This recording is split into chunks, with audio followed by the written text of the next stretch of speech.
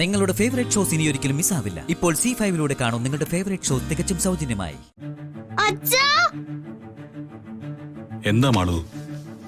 അച്ഛാ, എനിക്ക് പേടിയാവുന്നു. എന്തിനാ മോള് പേടിക്കുന്നേ? അച്ഛനോട് കാര്യം പറ. അത് അയാള് അവിടെ, അയാള്. മാളു, എന്താ മഹി? എന്തിനാ മോള് ബഹളം വെക്കുന്നേ? അറിയില്ല അമ്മേ, മാള് നന്നായിട്ട് പേടിച്ചിട്ടുണ്ട്. എത്ര ചോദിച്ചിട്ടും കാര്യം പറയുന്നില്ല. എന്തിനാ മോള് പേടിക്കുന്നേ? ഞാൻ പറഞ്ഞല്ലോ ഗംഗേ, അയാള് ചീത്തയാ. അയാളെ ഗംഗ കല്യാണം കഴിക്കണ്ട. എന്താ മാളു, നകുൽ എന്താ ചെയ്തേ? അയാളെല്ലാരും കൊല്ലും. അയാളെ ഈ തോക്കുണ്ട്.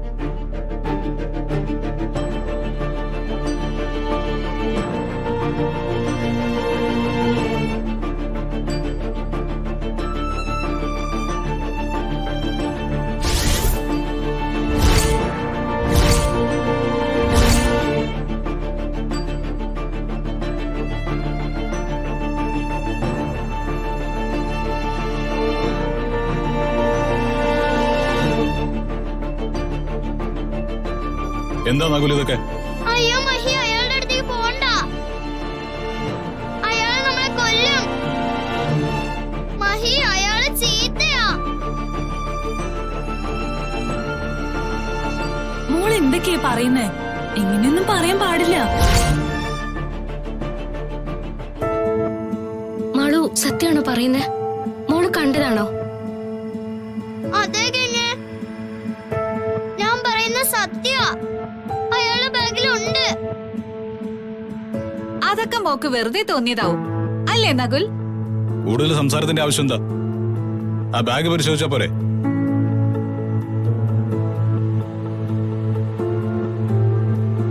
നകുൽ, ആ ബാഗ് ഒന്ന് ചെന്നെടുത്തോണ്ട് വാ. എന്തിനാ? അതിലെന്റെ പ്രൈവറ്റ് സാധനങ്ങളാ.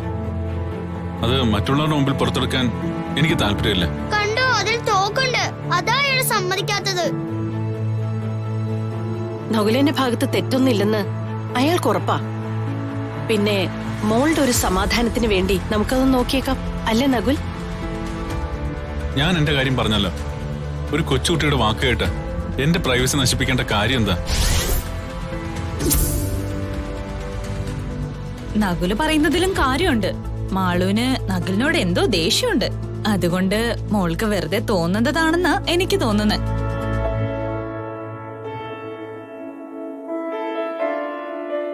അല്ല മഹി, ഞാൻ സത്യ പറഞ്ഞേ. ഇയാളുടെ ബാഗിൽ ഞാൻ തോക്ക് കണ്ടതാ.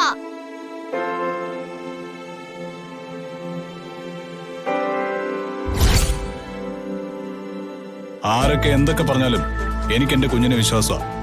കാണാത്ത ഒരു കാര്യവും മാളു കണ്ടെന്ന് പറയില്ല. അതുകൊണ്ട് തന്നെ നകുലിന്റെ ബാഗ് നോക്കുന്നതിൽ ഒരു തെറ്റുള്ളതായും എനിക്ക് തോന്നുന്നില്ല. ബാഗ് എടുക്കാൻ നകുലിന് ബുദ്ധിമുട്ടാണെങ്കിൽ വേണ്ട, ഞാൻ തന്നെ എടുത്തോളാം.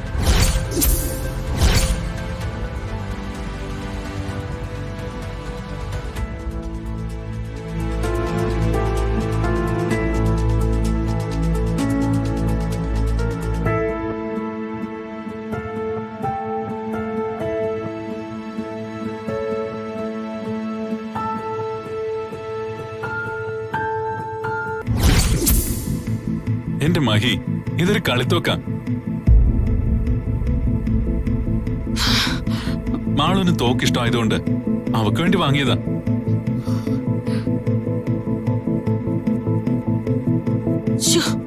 പേടിച്ചു പോയി. ഒരു നിമിഷം കൊണ്ട് ഇവിടെ എന്താ സംഭവിക്കുന്നെന്ന്. സംശയം ഉണ്ടോ നോക്കിയോ. എനിക്ക് തോക്കിന്റെ പരിപാടി ഒന്നും അറിയില്ല. ഞാനൊരു പാവം ഫോട്ടോഗ്രാഫറാണേ. മാളുവിന് എന്നോട് എന്തോ പിണക്കമുണ്ട്. അതാ അവൾ എപ്പോഴും എന്റെ ഭാഗത്ത് കുറ്റം പറയുന്നേ.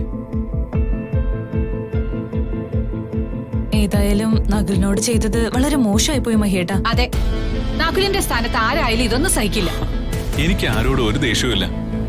ഇതൊക്കെ ഒരു തമാശയായിട്ട് ഞാനും കണ്ടിട്ടുള്ളൂ.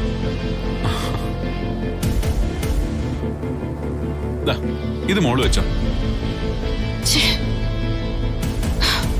മോൾക്ക് കളിക്കാം.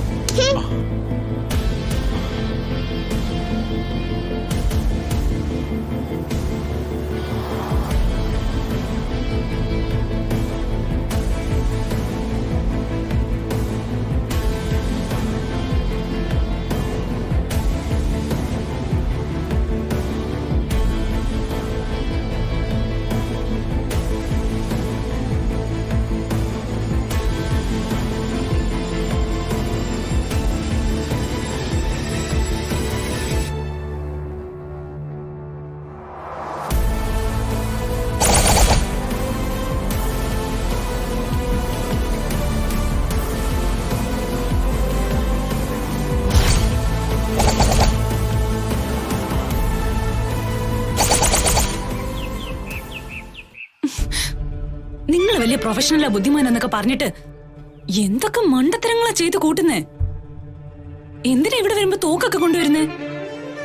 ഇനി അത് കൊണ്ടുവന്നാൽ തന്നെ ആരും കാണാതെ സൂക്ഷിക്കാൻ അറിയില്ലേ? ഞാനത് മാനേജ് ചെയ്തില്ലേ. ശ്രേയ ഇങ്ങനെ ടെൻഷൻ ആവേണ്ട ആവശ്യമൊന്നുമില്ല. നമ്മൾ വിചാരിക്കാത്ത പല കാര്യവും ജീവിതത്തിൽ സംഭവിക്കും. അവിടെ നമ്മൾ പാനിക്കായിട്ട് കാര്യമില്ല.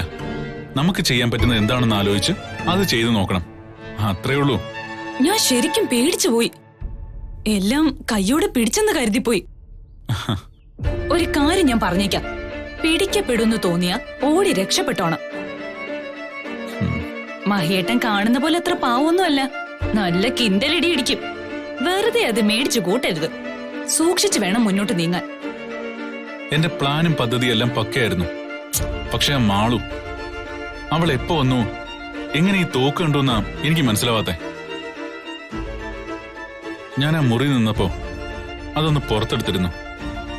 അപ്പ കണ്ടതാവും. ആ കുട്ടി പിശാച് എന്നും എനിക്കൊരു പാരയാ. അവൾ ആദ്യം തീരണം.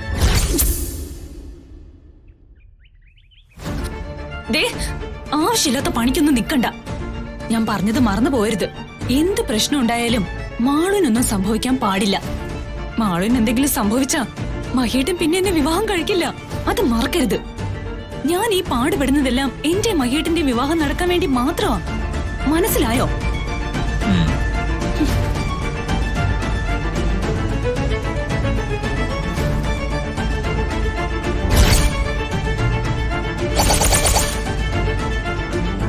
ഡൗൺലോഡ് ചെയ്യൂ C5 ആപ്പ്. കാണൂ എല്ലാ എപ്പിസോഡുകളും സൗജന്യമായി.